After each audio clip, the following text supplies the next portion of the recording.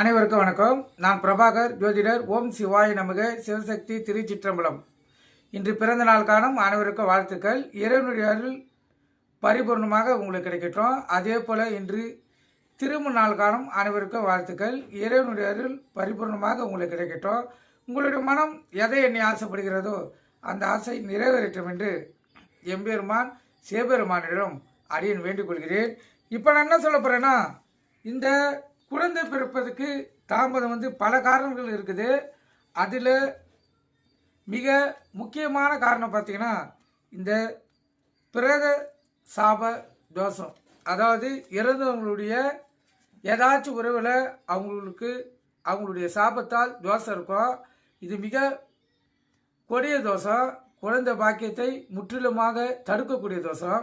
அதை பற்றி சிறு விளக்கம் சொல்கிறேன், நீங்கள் கருத்துக்கொண்டு பயன்பெறுங்க.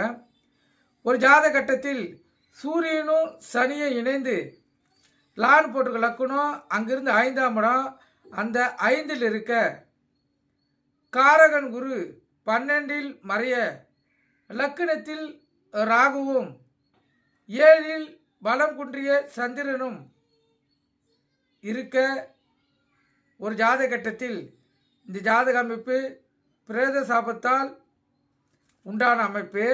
இவங்களுக்கு குழந்தை பிறக்காது, பிறந்தாலும் இறந்துவிடும். கருத்தில் கொள்ளுங்க.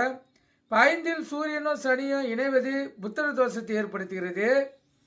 இந்த நிலையில் புத்திரகான குரு 12இல் மறைவதால் புத்திர தோஷம் உறுதியாகி விடுகிறது. இதில் சனி பிரேத சாபத்தை குறிக்க உள்ள கிரகம். எனவே சனி 5இல் சம்பந்தப்படுவதால் பிரேத சாபம் ஏற்படுகிறது. சனியின் புத்திரன் மாந்திதான் பிரேத தோஷத்துக்கான முழு காரணமாக அமைகிறது. எனவே பாவர்களுடன் இணைந்து மாந்தி 5இல் இருந்தாலும் பிரேத தோஷம் ஏற்பட்டுவிடும். மாந்தி இருக்கும் வீடு பாவகிரகமான வீடாக இருக்குமானால் தோஷம் கடுமையாகிவிடும். ஆக ஜாதகத்தில் புத்திரஸ்தானம் குருவும் கெட்டு ஒரு ஜாதகத்தில் இருந்தால் அவங்களுக்கு தோஷம் கண்டிப்பாக ஏற்பட்டுவிடும்.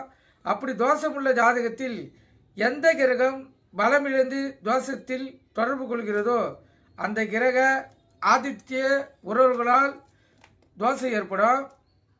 அதாவது சாபம் உள்ளது என்று அறியலாம்.